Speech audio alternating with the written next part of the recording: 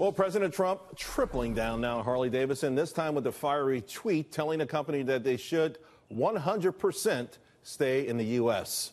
This morning, the Wall Street Journal's editorial board defended Harley's decision to move some of its operations in a new op-ed. With me now to discuss, James Freeman, Wall Street Journal editorial page assistant editor and Fox News contributor.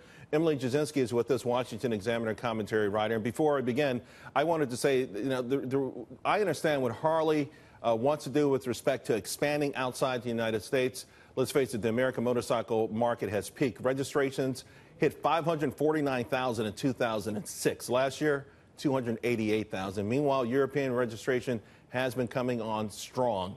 But I do reject the notion that they're closing their Kansas City plant and moving to Thailand because we got out of TPP. Let me ask you about that. That was sort of the last line in the editorial today. And one of the reasons I don't think that is necessarily fair, they had this plant or have this plant in Australia, 500,000 square feet. The lease goes until 2020. And Australia is part of TPP, so if that was their thing, they could manufacture motorcycles there and not have to worry about tariffs. Well, they've been manufacturing along with Australia and other places around the world for a while, India, Brazil, often with American parts. In other words, parts made in America that are then assembled overseas. But the Kansas City plant closing, at least according to the company, is the result of less demand in America. The market is shrinking here. Millennials don't like hogs as much as baby boomers do. And so they're moving a lot of those jobs to York, Pennsylvania, or I should say a lot of that production. Right. The Thailand issue was they do want to be competitive and not have to pay a tariff. They want to make over there to sell over there. Right. That's the only thing I'm just saying is that I understand, because Thailand itself isn't going to be the market, right? So I just felt like, hey, if it was about TPP, they already had a 500,000 square foot plant in Australia that has no TPP rules. And here's the thing, I don't begrudge them. Listen, your primary market shrinks by 50%.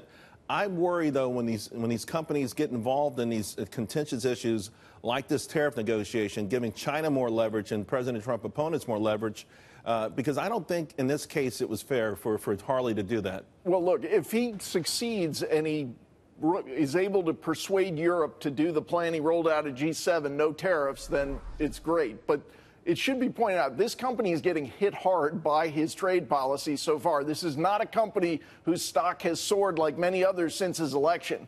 And that is because they're paying more for aluminum and steel because of his steel tariffs. They're now going to pay more. The stock is down. We just already said why the stock is down. The market has shrunk dramatically, right? In the U.S. But what they got to do is grow overseas. And you look at what's happening there now, 31% All I'm saying is I think tariff. It's unfair for them to go to the White House in February when they had already made up their mind before that visit that they were going to move this plant, that manufacturing was going to be done in Thailand. That's the disingenuous part. And I'm worried because I see more corporations becoming political like this, and I think it's a slippery slope. But the new move is going to Europe, and that is to avoid the tariff, which is in retaliation to the Trump aluminum and steel tariffs. All right, well, we'll see. Listen, these kind of moves, they're expensive. They take a long time. They already said they're going to take a $200 million write-off just to do the Thailand plant. So they're going to spend $300 million to avoid $100 million. I mean, it's dicey. But, Emily, I want to get your opinion on this, because I also think President Trump at this point probably should be, listen, a lot of news out there today, right? And some people are uncomfortable with him taking on a company like this. I understand his feelings afraid, and I do think that they diss him to a degree. But maybe it's time to move on and let the public make this decision, decide what they feel about this.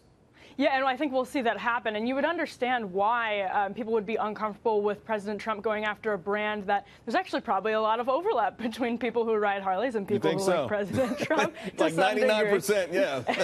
And I think, he does tap into something interesting, which is that it is sad to see a company that's so American. I'm from the Milwaukee area. I understand the American appreciation for Harley-Davidson. It's such an American brand. So I understand that, he's kind of tapping into that to try to ramp up support for himself. But you can see why people would be uncomfortable with that, because it could definitely backfire. Still a small slice of the population, though. Real quick, James, on this decision with CFIUS to take over, I think a big sigh of relief for everyone.